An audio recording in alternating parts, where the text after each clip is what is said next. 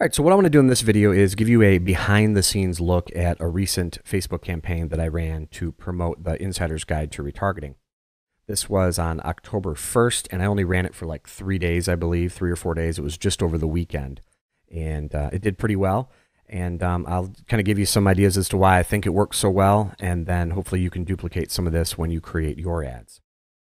So at first you can see here, I put 3 ads in this one ad set. All right, the ad set is number 2. So let me just show you these ads real quick. We have this one here. We have this one down here. And we have this one down here. All right, so both of these 2 ads right here, this one and this one, had the same ad copy. Just want to see the stupid simple FB ad strategy that can boost your profits by 70%. So it kind of leaves it open-ended. I don't tell what the FB ad strategy is until you click and watch the video.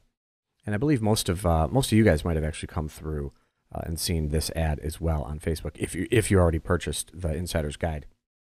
This one here, I wanted to try something a little different. Aside from the image, which I'll talk about in a second here, I changed up the copy.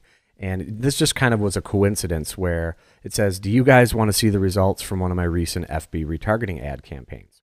And she has her phone in her hand, and it's got this, kind of eyeball, or I'm not a photographer. I don't know what this little angled thing is here in the picture, the perspective or whatever. But it kind of looks like she's asking the question, hey, do you guys want to see the results from one of my FB retargeting campaigns? Then you should definitely watch this 4-minute video. The reason I picked the surfer girl is because I know that Frank Kern back in the day, a few years back, he had this whole surfer dude persona. That was like his online persona, and most people know him as like this surfer dude.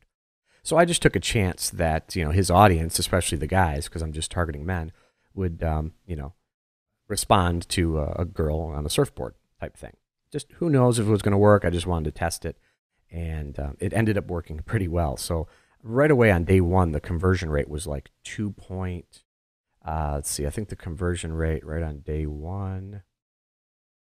Okay, so for the first couple of days, the conversion rate was 2.9 compared to these guys down here at 0.67 and 0.27.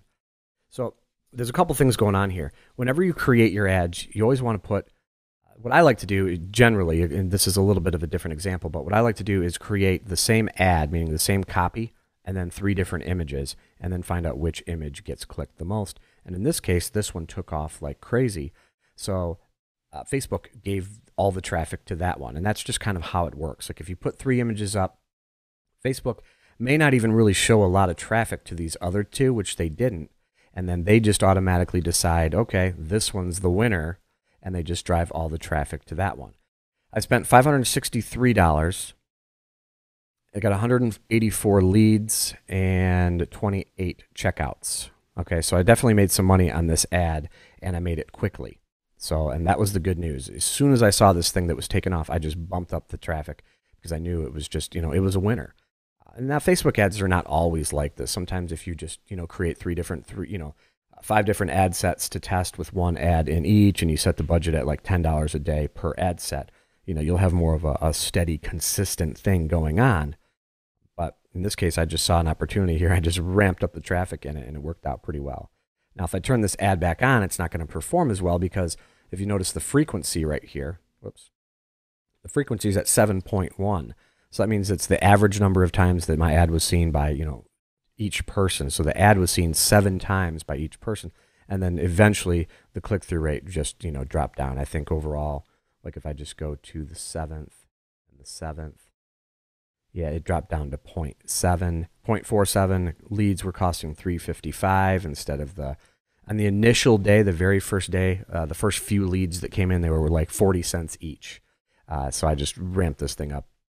And then one other thing I didn't show you was the landing page on this one. So here's the ad as they would see it. They click it.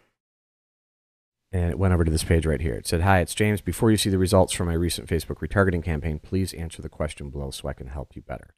And it was this survey-style squeeze page that I get from lead pages. So you select the button here. Yes, I lost money, or yes, I made a profit. Click Next. Enter your name and email address, and boom, that was it. So that was the landing page for that particular ad. So that's really it for this video. Whenever you're creating your ads inside each ad set to start, when you're first testing, a new campaign or a new offer, You definitely want to try, three different images, because Facebook will find one that, that your audience likes the best, and they'll ramp up the traffic, and they'll be able to, send as much traffic as you're willing to pay for at that point. So I hope you enjoyed this video. Leave a comment below. If you need any help with your Facebook marketing at all, click the link above in this blog post, and let's set up a time to talk. And that's it. So we'll see you in the next one.